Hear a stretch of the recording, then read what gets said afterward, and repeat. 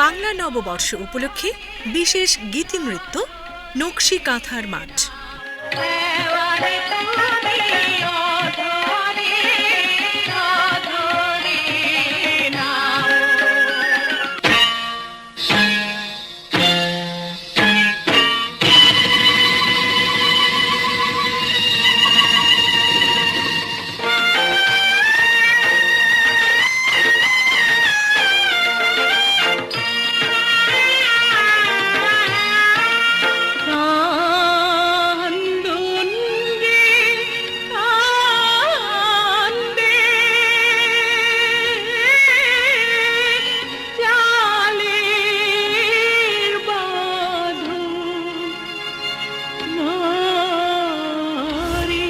প্রযোজনা মাহবুবা ফেরদৌস।